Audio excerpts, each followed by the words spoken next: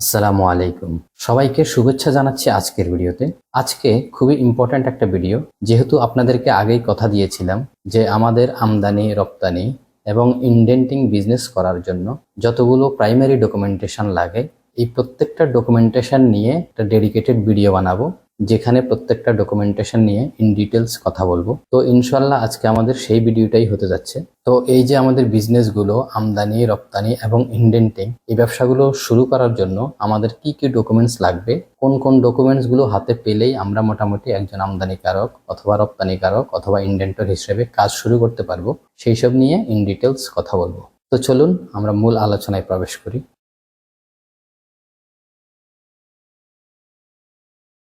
আমদানি রপ্তানি বা ইনডেন্টিং বিজনেস করার জন্য সর্বপ্রথম আমাদের যে ডকুমেন্টসটি লাগবে সেটা হলো অফিস ডিড বা অফিস এগ্রিমেন্ট। তো এটা খুবই প্রাইমারি লেভেলের একটা রিকোয়ার্ড ডকুমেন্টস। আপনি যখন কোনো একটা বিজনেস শুরু করবেন, আপনার ওই বিজনেসের জন্য অবশ্যই একটা অফিসের প্রয়োজন। সো আপনি যেখানে অফিস করবেন, অর্থাৎ যে বিল্ডিংয়ে অফিস করবেন, ওই অফিসটার জন্য একটা অফিসিয়াল এগ্রিমেন্ট লাগবে। তো সাধারণত এই এগ্রিমেন্টগুলোতে উল্লেখ করা হয় যে আপনি প্রথম পক্ষ হিসাবে আপনার ডিটেলস থাকবে, দ্বিতীয় পক্ষ হিসাবে আপনার অফিসের যে ওনার, বিল্ডিং এর যে ওনার, তার ডিটেলস থাকবে। তারপরে আপনি কত তারিখ থেকে অফিসটা নিচ্ছেন, কত টাকা অ্যাডভান্স দিচ্ছেন, মাসিক কত টাকা ভিত্তিতে আপনাদের এই চুক্তি সম্পন্ন হচ্ছে, অফিস যখন ছেড়ে দিবেন তখন কিভাবে ছাড়বেন, এই প্রত্যেকটা ইন ডিটেলস ইনফরমেশন থাকবে। এই ধরনের এগ্রিমেন্ট আপনি বিভিন্ন কম্পিউটার দোকানে গেলেও পেয়ে যাবেন। ওখান থেকে আপনারা একটা ফরম্যাট কালেক্ট করে দেখতে পারেন। তো নর্মালি এই ধরনের ইনফরমেশন গুলাই থাকে। এটা হলো একেবারে শুরুর ডকুমেন্টস। এই ডকুমেন্টসটা দিয়েই আপনার যাত্রা শুরু করতে হবে।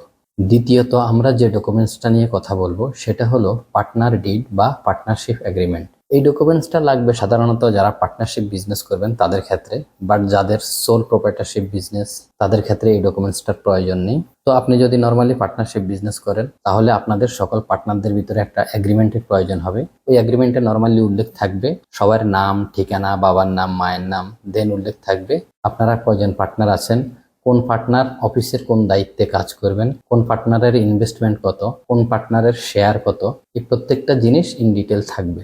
সো এই ধরনের একটা এগ্রিমেন্ট আপনাকে করে নিতে হবে যদি আপনি পার্টনারশিপ বিজনেস করেন।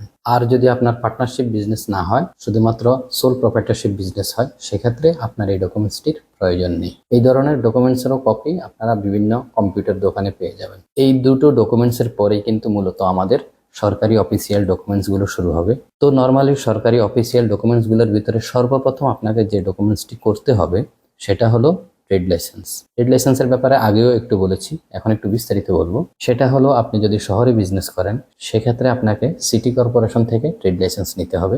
আর যদি আপনি গ্রামে বিজনেস করেন তাহলে আপনাকে ইউনিয়ন পরিষদ থেকে ট্রেড লাইসেন্স নিতে হবে।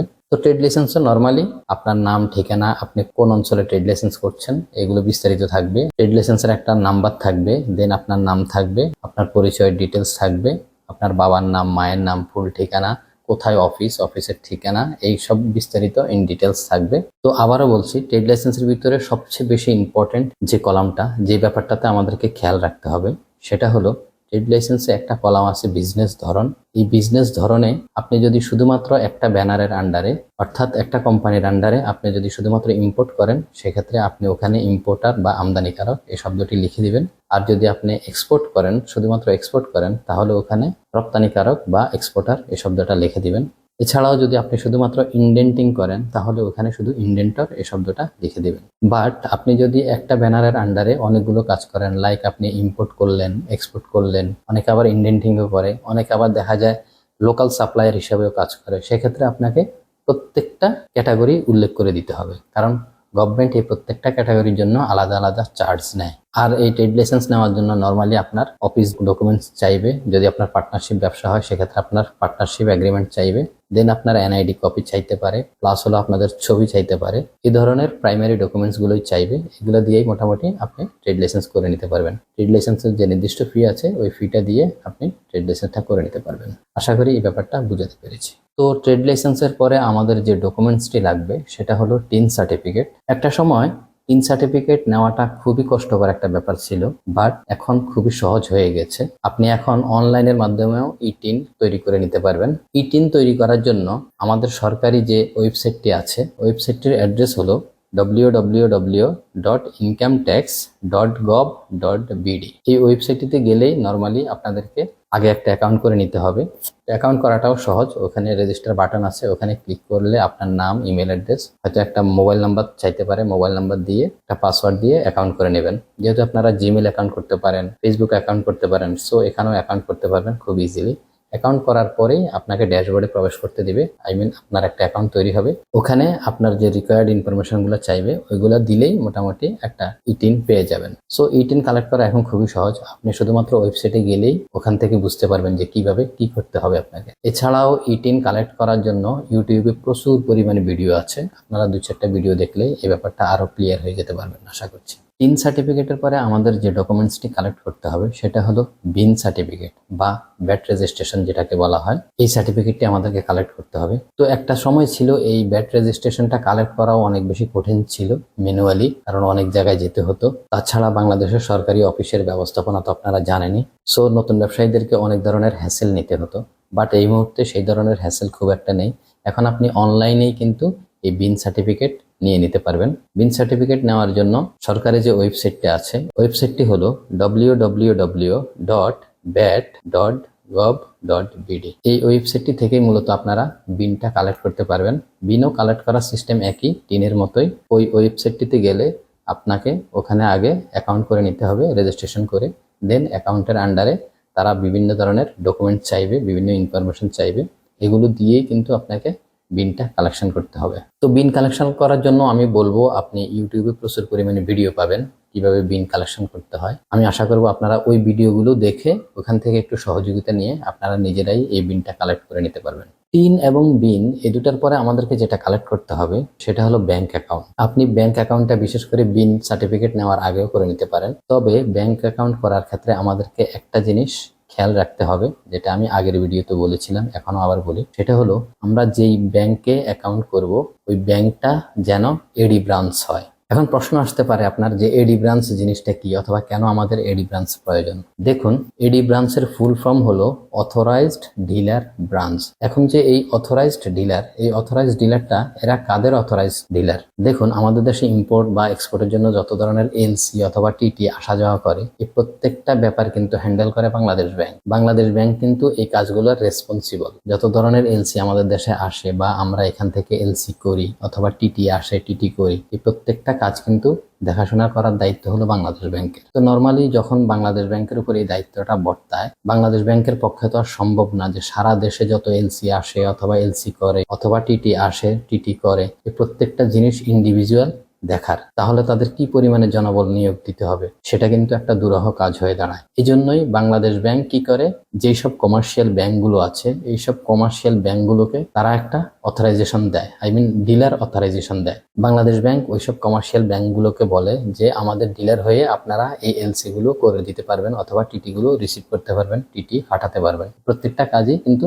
করার জন্য বাংলাদেশ ব্যাংক তাদেরকে পারমিশন দেয়। তো বাংলাদেশ ব্যাংক যেই সব ব্যাংকগুলোকে পারমিশন দেয় ওরাই কিন্তু আসলে অথরাইজড ডিলার হিসেবে কাজ করে। এখন প্রশ্ন হলো, একটা কমার্শিয়াল ব্যাংকের যদি 50টা শাখা থাকে অথবা 100টা শাখা থাকে, এই প্রত্যেকটা শাখায় কি অথরাইজড ডিলার? না, আসলে প্রত্যেকটা শাখা অথরাইজড ডিলার না। অথরাইজড ডিলার সাধারণত হয় আপনার কমার্শিয়াল এরিয়াগুলোতে। যেসব কমার্শিয়াল এরিয়াগুলোতে যেসব কমার্শিয়াল ব্যাংকের ব্রাঞ্চগুলো আছে, ওই ব্রাঞ্চগুলোই মূলত এই এডি ব্রাঞ্চ হিসেবে কাজ করে। কারণ হলো আপনার রেসিডেন্সিয়াল যেসব ব্রাঞ্চ আছে ওইগুলোতে তো আর এই ব্যবসা বাণিজ্য নিয়ে কাজ হয় না। ব্যবসা বাণিজ্য নিয়ে কাজ হয় সাধারণত কমার্শিয়াল এরিয়াতে। তাই কমার্শিয়াল এরিয়ার ব্রাঞ্চগুলোই মূলত আপনার এডি ব্রাঞ্চ হিসেবে কাজ করতে পারে। তারা বাংলাদেশ ব্যাংকের পারমিশন নিয়েই কিন্তু এলসি করতে পারে অথবা এলসি রিসিভ করতে পারে, টিটি করতে পারে, টিটি রিসিভ করতে পারে। মানে আমদানি রপ্তানি যত কাজ আছে এই কাজগুলো তারা করতে পারে, তাদেরকে সেই পারমিশনটা দেওয়া হয়। এই জন্যই এই ধরনের সকল ব্রাঞ্চকে বলা হয় এডি ব্রাঞ্চ, মানে বাংলাদেশ ব্যাংকেরই তারা অথরাইজড ডিলার ব্রাঞ্চ। সো আপনি যখন ব্যাংক অ্যাকাউন্ট করবেন, আপনি খেয়াল রাখবেন যে আপনার এলাকাতে কোন ব্যাংকের কোন শাখাটা এডি ব্রাঞ্চ হিসেবে কাজ করে।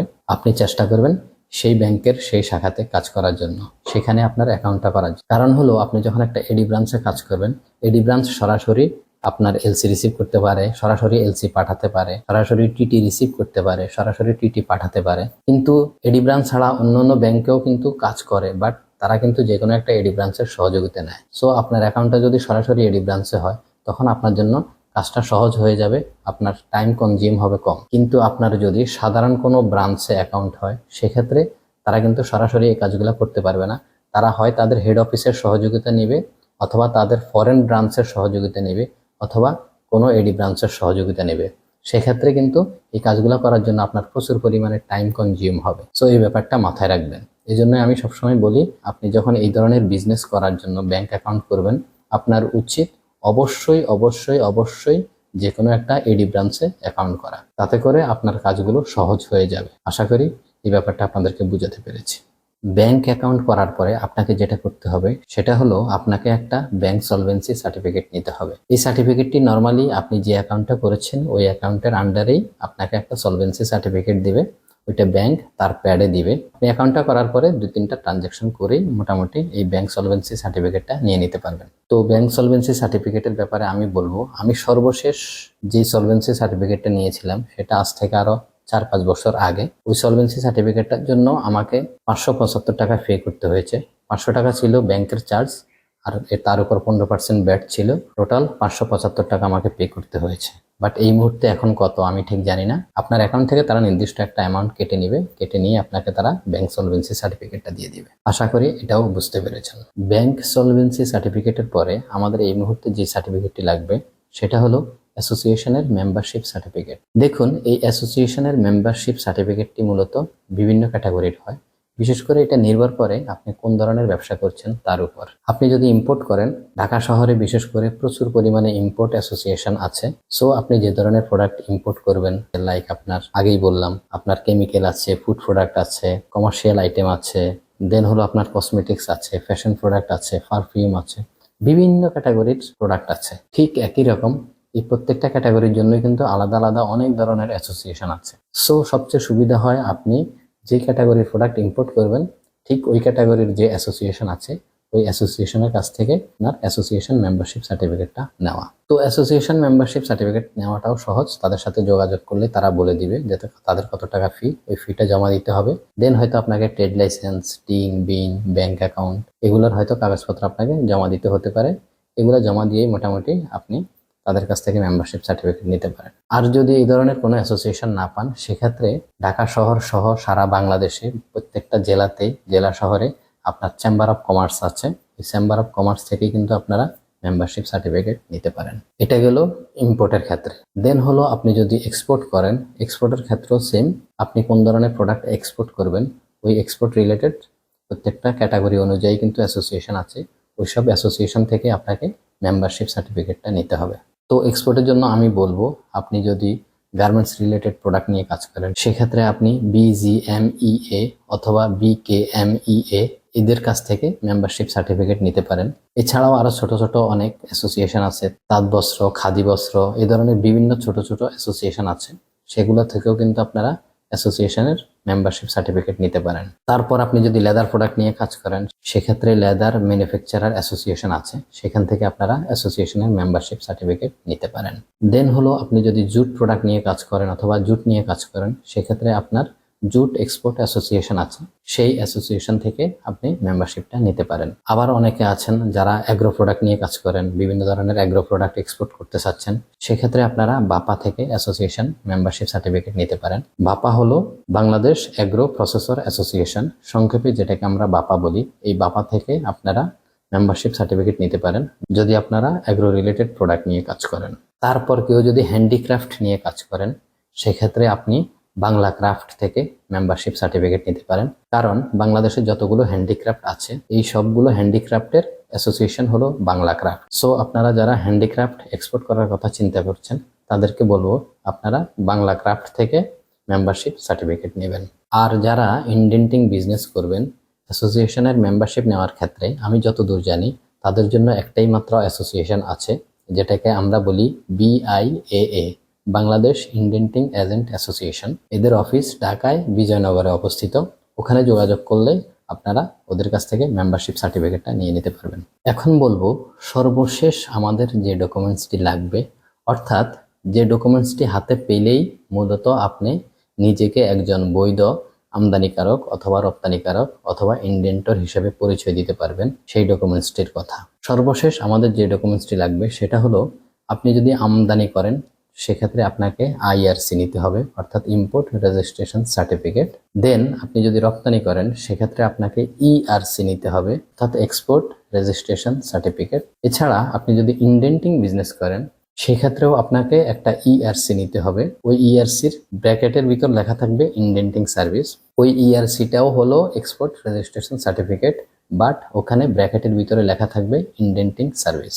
এই ডকুমেন্টসটা যখন আপনি হাতে পাবেন তখনই আপনি পরিপূর্ণভাবে একজন আমদানিকারক অথবা রপ্তানিকারক অথবা ইনডেন্টর হিসাবে কাজ করার অনুমতি পাবেন। এখন প্রশ্ন হলো, আমরা এই ডকুমেন্টসটি কোত্থেকে পাবো? এই সার্টিফিকেটটি আমাদেরকে কালেক্ট করতে হবে সিসিআই&ই এই অধিদপ্তর থেকে। সিসিআই&ই এর মিনিং হলো chief controller of import and export. এই অধিদপ্তরটি মূলত বাণিজ্য মন্ত্রণালয়ের আন্ডারেই একটা অধিদপ্তর। এরা মূলত বাণিজ্য মন্ত্রণালয়ের আন্ডারেই কাজ করে থাকে। এখানকার যিনি প্রধান নিয়ন্ত্রক আছেন উনি মূলত সারা বাংলাদেশে যত আমদানি, রপ্তানি এবং ইনডেন্টিং বিজনেস হয় এগুলার নিয়ন্ত্রক হিসাবে কাজ করেন। এই প্রতিষ্ঠানটিকে আমরা বলতে পারি আমদানি, রপ্তানি এবং ইনডেন্টিং এর জন্য প্যারেন্টস অর্গানাইজেশন। তো এদের অফিসটা হলো এনএসসি টাওয়ার, যেটা হলো আপনার বাইতুল মোকাররমের পরেই পাবেন। আপনারা বিশেষ করে পল্টন থেকে মতিঝিলের দিকে যাওয়ার সময় এই এনএসসি টাওয়ারটা পাবেন, যেটাকে মূলত বলা হয় ন্যাশনাল স্পোর্টস কাউন্সিল টাওয়ার। ওখানে গিয়ে আপনারা ফিজিক্যালি কথা বলেও দেখতে পারেন, অথবা বিভিন্ন প্রতিষ্ঠান আছে যারা এই ধরনের আইআরসি, ইআরসি এই ধরনের সার্ভিসগুলো দিয়ে থাকে। তাদের কাছ থেকে সহযোগিতা নিয়েও আপনারা এই আইআরসি অথবা ইআরসিটা কালেক্ট করে নিতে পারেন। আশা করি আইআরসি এবং ইআরসির ব্যাপারটা আপনাদেরকে বুঝাতে পেরেছি। তবে এখানে একটা কথা আছে, সেটা হলো আইআরসিটা কিন্তু গভর্নমেন্ট নিয়ন্ত্রণ করে খুব স্ট্রিক্টলি। বিশেষ করে আমদানির ক্ষেত্রে কিন্তু গভর্নমেন্টের অনেক ধরনের রেস্ট্রিকশন আছে, কারণ আপনি চাইলেই হুট করে অনেক কিছু আমদানি করতে পারবেন না। কারণ আমদানির ক্ষেত্রে গভর্নমেন্টের যেহেতু ডলার খরচ হয়, তাই গভর্নমেন্ট এই ব্যাপারটা খুব বেশি নিয়ন্ত্রণ করে। আমদানির ক্ষেত্রে আমাদের দেশে বর্তমানে 6টা স্ল্যাব দেওয়া আছে। আপনাকে যে কোনো স্ল্যাবেই আইআরসিটা কালেক্ট করতে হবে। আইআরসিটা কালেক্ট করে দেন আপনাকে ইম্পোর্ট করতে হবে। স্ল্যাব এই ব্যাপারটা কি, এখন এটা নিয়ে একটু বলছি। স্ল্যাবটা হলো গভর্নমেন্ট একটা রেশিও করে রেখেছে যে আপনি যখন আইআরসি কালেক্ট করবেন আপনার জন্য 6টা স্ল্যাব নির্ধারণ করা আছে। প্রথম স্ল্যাবে গভর্নমেন্ট 1 টাকা থেকে শুরু করে 5 লক্ষ টাকা পর্যন্ত স্ল্যাবটা নির্ধারণ করেছে।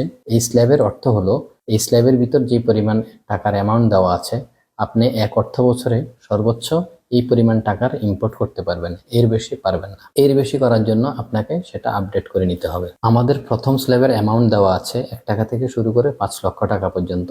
এই স্ল্যাবের আইআরসি নেওয়ার জন্য আপনাকে ইনিশিয়াল ফি দিতে হবে 5,000 টাকা এবং রিনিউ ফি দিতে হবে 3,000 টাকা। এটা হলো বাৎসরিক রিনিউ ফি, প্রতি 1 বছর পর পর আপনাকে রিনিউ করিয়ে নিতে হবে। দেন হলো দ্বিতীয় স্ল্যাবে আছে 5 লক্ষ 1 টাকা থেকে শুরু করে 25 লক্ষ টাকা পর্যন্ত। এখানে আপনাকে ইনিশিয়াল ফি দিতে হবে 10,000 টাকা আর রিনিউ ফি হলো 6,000 টাকা। স্ল্যাবের 3 নম্বরে আছে 25 লক্ষ 1 টাকা থেকে শুরু করে 50 লক্ষ টাকা পর্যন্ত।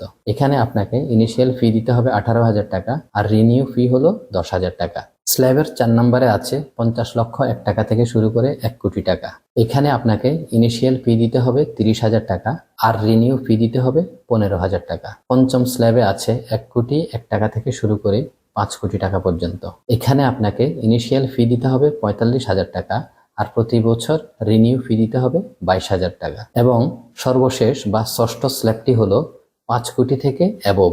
এখানে উপরে আপনি যত উপরে যেতে পারেন, ওখানে আর কোনো বাধা ধরা নেই। 5 কোটির উপরে আপনি 100 কোটি টাকার ইম্পোর্ট করলেও ওখানে আর কোনো ধরনের স্ল্যাব নেই। তো ষষ্ঠ স্ল্যাবে আপনাকে ইনিশিয়াল ফি দিতে হবে আপনাকে 60,000 টাকা আর রিনিউ ফি দিতে হবে আপনাকে 30,000 টাকা। মোটামুটি এইভাবেই স্ল্যাবগুলো নিয়ন্ত্রিত হয় এবং আপনি যে স্ল্যাবে কাজ করবেন ওই স্ল্যাবের ইনিশিয়াল ফি দিয়ে আপনাকে আইআরসিটা কালেক্ট করতে হবে। এখন আপনার প্রশ্ন আসতে পারে যে আমি সাপোজ দ্বিতীয় স্ল্যাব অথবা তৃতীয় স্ল্যাব অথবা প্রথম স্ল্যাবেরই একটা আইআরসি নিলাম, যেটার অ্যামাউন্ট ছিল 5 লক্ষ টাকা, বাট হয়তো একটা কনসাইনমেন্ট অথবা 2টা কনসাইনমেন্টে আমার 5 লক্ষ টাকার ইম্পোর্ট হয়ে গেছে। সেক্ষেত্রে আপনার করণীয় কি? সেক্ষেত্রে আপনার করণীয় হলো আপনি সিসিআই&ই এর বরাবর আপনি আবেদন করবেন যে আপনি স্ল্যাব পরিবর্তন করবেন অথবা আপডেট করবেন। আপডেট করে যদি আপনি দ্বিতীয় স্ল্যাবে যান অথবা তৃতীয় স্ল্যাবে যান, সেখানকার যে ইনিশিয়াল ফি আছে ওই ফিটা জমা দিলেই আপনাকে আপডেট করে ওই স্ল্যাবের আইআরসিটা দিয়ে দিবে। তো আশা করছি এই ব্যাপারটাও আপনারা বুঝতে পেরেছেন। এবার আমরা কথা বলবো রপ্তানির জন্য ইআরসির ব্যাপারে। তো দেখুন, আমদানির মতো রপ্তানিতে কিন্তু কোনো ধরনের স্ল্যাব নেই। এখানে শুধুমাত্র আপনি একবারই পেমেন্ট করবেন এবং বছর শেষে শুধু রিনিউটা করে নেবেন। তো ইআরসির জন্য আপনাকে প্রথমে 7,000 টাকা দিতে হবে তারপর প্রতি বছর বছর রিনিউ করাবেন, সেটার জন্য আপনাকে বাৎসরিক 5,000 টাকা দিতে হবে। এই টাকাটা পেমেন্ট করে আপনি ইআরসি কালেক্ট করতে পারবেন। ইআরসির জন্য গভর্নমেন্ট কোনো ধরনের স্ল্যাব রাখেন নাই, কারণ গভর্নমেন্ট আরো বেশি উৎসাহিত করতে চাচ্ছেন যে আপনারা আরো বেশি বেশি করে এক্সপোর্ট করেন, কারণ এক্সপোর্ট করলেই গভর্নমেন্টের ডলার ইনকাম হবে। বাট আপনারা যখন ইম্পোর্ট করবেন সেক্ষেত্রে কিন্তু গভর্নমেন্টের ডলার খরচ হয়ে যায়। সেই জন্যই কিন্তু গভর্নমেন্ট ইম্পোর্টের উপর বিশেষভাবে নজরদারি করে এবং এখানে অনেক ধরনের রেস্ট্রিকশন দিয়ে রাখছে। বাট এক্সপোর্টের ক্ষেত্রে কিন্তু এই প্রবলেমগুলো নেই, কারণ গভর্নমেন্ট চায় আপনারা বেশি বেশি এক্সপোর্ট করে বেশি বেশি ডলার আয় করুন। আশা করি ব্যাপারগুলো বুঝতে পেরেছেন। তারপর ইনডেন্টিং এর জন্য কিন্তু আমাদেরকে একটা ইআরসি কালেক্ট করতে হবে। এটাও কিন্তু আপনার CCINE ওই অধিদপ্তর থেকেই পাবেন। এই ইআরসিটা কালেক্ট করার জন্য এককালীন আপনাকে পে করতে হবে 40,000 টাকা। তারপরে প্রতি বছর বছর রিনিউ করার জন্য 20,000 টাকা করে পে করতে হবে। তো এই ছিল মোটামুটি আইআরসি, ইআরসি এবং ইনডেন্টিং ইআরসি কালেক্ট করার প্রসিডিউর। আশা করি এই ব্যাপারটা বুঝাতে পেরেছি আপনাদেরকে। এখন সর্বশেষ যেটা বলবো সেটা হলো ইপিবির মেম্বারশিপ। তো ইপিবির মেম্বারশিপটা সবার লাগবে না, এটা শুধুমাত্র যারা রপ্তানি করবেন অর্থাৎ যারা এক্সপোর্ট করবেন তাদের ক্ষেত্রে আপনার এই ইপিবির মেম্বারশিপটা নিতে হবে। ইপিবি হলো এক্সপোর্ট প্রমোশন ব্যুরো। এই এক্সপোর্ট প্রমোশন ব্যুরো থেকে আপনাকে একটা সার্টিফিকেট নিতে হবে, কারণ এখান থেকে একটা মেম্বারশিপ নিলেই কিন্তু আপনি একজন বাংলাদেশি রপ্তানিকারক হিসেবে এখানে নিবন্ধিত হবেন। এই মেম্বারশিপটা নিলে আপনি বিভিন্ন ধরনের ফ্যাসিলিটি পাবেন, কারণ গভর্নমেন্ট রপ্তানির উপর বিশেষ করে বিভিন্ন ধরনের প্রোডাক্টের উপর বিভিন্ন ধরনের ইনসেনটিভ দিয়ে থাকে। সো আপনারা যখন ইপিবির মেম্বারশিপ নেবেন তখন আপনারা এসব ইনসেনটিভের জন্য ক্লেম করতে পারবেন। তো ইনসেনটিভ কি, ইনসেনটিভ কোন কোন প্রোডাক্টের উপরে দেয়, এগুলোর উপরে আমি হয়তো পরবর্তীতে আলাদা একটা ভিডিওতে কথা বলবো। যেহেতু ইনসেনটিভটা আমাদের আজকের ভিডিওর টপিক না, তাই ওটা নিয়ে এখন আর বিস্তারিত বলছি না। বাট আপনি যখন রপ্তানি করবেন আপনার এই ইপিবির মেম্বারশিপটা নিতে হবে। নিলেই কেবলমাত্র আপনি বিভিন্ন ধরনের ফ্যাসিলিটি পাবেন গভর্নমেন্ট থেকে। আমি যদি ভুল না করে থাকি এই ইপিবির অফিসটা হলো কাউরান বাজার টিসিবি ভবনে। আপনি যখন এই ইপিবির অফিসে যাবেন ওখানে গিয়ে তাদের সাথে কথা বললেই তারা আপনাকে বিস্তারিত বলে দিবে যে আপনার কি কি ডকুমেন্টস লাগবে, কি কি ডকুমেন্টস দিয়ে অথবা কত টাকা পেমেন্ট করে আপনি তাদের কাছ থেকে মেম্বারশিপ নিতে পারবেন। ওটা আপনারা ওখানে গেলে বিস্তারিত জানতে পারবেন। আশা করি এই ব্যাপারটাও আপনাদেরকে বুঝাতে পেরেছি। তো এই ছিল মোটামুটি আজকের ভিডিও। আশা করি আজকের ভিডিওতে আপনাদেরকে বুঝাতে পেরেছি আমাদের এই আমদানি রপ্তানি অথবা ইনডেন্টিং বিজনেস করার জন্য কি কি ডকুমেন্টস লাগে। এই প্রত্যেকটা ডকুমেন্টস নিয়ে আমি একটু ইন ডিটেল কথা বলার চেষ্টা করেছি। তো একটা জিনিস খেয়াল করলে বুঝতে পারবেন, দেখুন আমাদের এই বিজনেসগুলোর জন্য নর্মালি 9 থেকে 10টা ডকুমেন্টস লাগে, তার ভিতরে 7 থেকে 8টা ডকুমেন্টস আমাদের সেম, শেষে মাত্র 2টা কি 3টা ডকুমেন্টস পরিবর্তন থাকে। তাও সেটা নির্ভর করে আপনার বিজনেসের উপর, আপনার বিজনেস অনুযায়ী সেই ডকুমেন্টসগুলো কালেক্ট করে নিতে হবে। বাকি সব ডকুমেন্টস মোটামুটি সেমই থাকে। তো আশা করি আজকের ভিডিওতে এই প্রত্যেকটা ব্যাপার আপনাদেরকে ইন ডিটেলস বুঝাতে পেরেছি। আপনারা বুঝলেই কেবলমাত্র আমার এই কষ্টটা সার্থক হবে। তো ইনশাল্লাহ আজ তাহলে এ পর্যন্তই থাকুক, দেখা হবে পরবর্তী ভিডিওতে। সে পর্যন্ত সবাই ভালো থাকবেন। আল্লাহ হাফেজ।